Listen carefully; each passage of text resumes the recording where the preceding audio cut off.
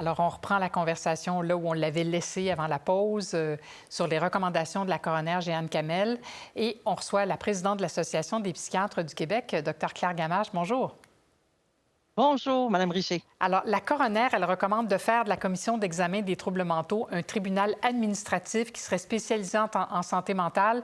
Sur papier, comme ça, je pense que je ne sais même pas ce que ça veut dire et qu'est-ce que ça changerait. Comme disait David tantôt, Oui. c'est pas une lecture de chevet, là, c'est un peu complexe. En fait, c'est qu'avec la clientèle psychiatrique, on a 3 tribunaux différents avec lesquels il faut faire affaire. Donc, le TAC déjà, la Cour supérieure, la Cour du Québec. Donc, avoir un tribunal spécialisé pourrait permettre de simplifier ça, à la fois pour les cliniciens, pour les familles, pour les patients. Tout ça pour être sur le TAC là, pour les clientèles puis pour les psychiatres, là. Bon, ce serait donc des juges qui entendraient ces causes-là. Est-ce que ça Dans un suppose... monde idéal, ce serait les deux. Ce Ah serait bon, à la fois des juristes et et des des cliniciens. psychiatres. Parce Bon. qu'au tribunal spécialisé, on aurait les deux. Là, est-ce qu'on doit conclure ou déduire que la commission, dans son état actuel, n'est pas bien équipée pour évaluer la dangerosité des patients?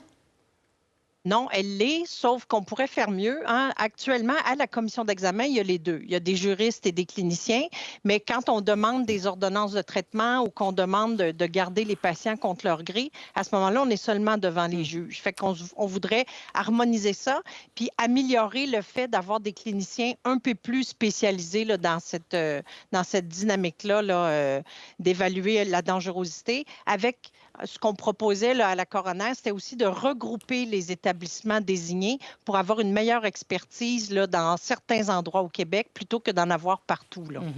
Bon, ce patient-là, Abdullah Shaikh, là, qui faisait l'objet de l'enquête du coroner, il était sous la gouverne ou sous mandat de la commission, mais on le sait, le scénario est toujours le même, celui des patients qui ne respectent pas leurs conditions et qui cessent de prendre leur médication. On dirait que c'est insoluble, ce problème-là. En fait, il y a ce qu'on proposait aussi, c'est d'élargir, vous l'avez noté tantôt, là, d'élargir un peu la P38, Oui. peut-être d'enlever l'aspect d'immédiateté, là. Si on pouvait avoir un petit élargissement de ça, ça nous permettrait d'intervenir chez des gens chez qui on pense que le potentiel s'en vient, mais pas nécessairement de façon immédiate. Oui, parce que souvent, ces gens-là sont rapportés ou enfin dénoncés par leur famille ou par les gens qui sont proches d'eux. Et quand les policiers arrivent, bien, ils sont stables ou ils sont calmes. Alors, ils n'ont pas le pouvoir d'intervenir. C'est ça qu'on veut dire quand on parle d'élargir un peu ou d'assouplir? En fait, oui, élargir un tout petit peu, avoir un statut un peu différent pour les familles où les familles seraient moins toujours dans l'adversité aussi à porter plainte et tout ça. Fait qu'on voudrait avoir un endroit un peu plus spécifique là, pour les familles. Puis si on avait des équipes un peu plus spécialisées, on pense qu'avec des criminologues, des équipes interdisciplinaires, toute l'évaluation de la dangerosité serait faite là, de façon beaucoup plus experte, là. Puis oui, avec des endroits désignés, des équipes plus solides, des tribunaux un peu plus équipés avec des cliniciens, tout ça ensemble là, permettrait d'intervenir là, de façon beaucoup plus organisée, là. Puis il ne faut pas se rappeler que la plupart de nos patients ne sont pas dangereux du tout.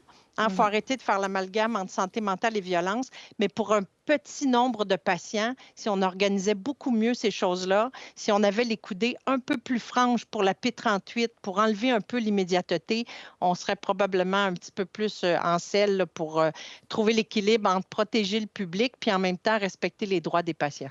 Mais ça supposerait quand même l'intervention des policiers. Il faut que quelqu'un les arrête, ces gens-là, ou les amène Il là faut où que il faudrait quelqu'un les aille les amener. chercher. Oui.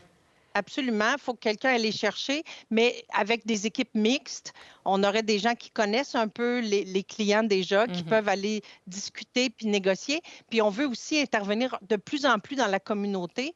Alors, si on arrive à convaincre les gens de prendre leur traitement dans des discussions en hospitalisation à domicile ou dans la communauté, on va peut-être avoir moins besoin de les amener de Ouais. force à l'hôpital pour les traiter. Il nous reste juste 30 secondes, docteur Gamache. On ne réglera pas ça, mais la coroner, elle a souligné le manque de psychiatres. C'est votre réalité? En fait, on voudrait regrouper les psychiatres plus spécialisés. Déjà, ça aiderait. On veut aussi éviter à tout prix là, de diminuer les entrées dans formation en psychiatrie là, dans les universités. On veut que le nombre de résidents se maintienne et on veut essayer de voir comment on peut réaffilier certains de nos collègues en cabinet parce que tous ces enjeux-là de tribunaux, là, les collègues en cabinet ne peuvent pas participer à ce travail-là. Fait que c'est une façon de... Mais à Laval, on va mieux. Là, on a trouvé plusieurs recrues qui sont arrivées. Tant mieux. Docteur Claire Gamache, merci beaucoup de nous avoir parlé ce matin. Bienvenue. À la prochaine. Pour voir nos émissions en entier, rendez-vous sur la chaîne ICI RDI.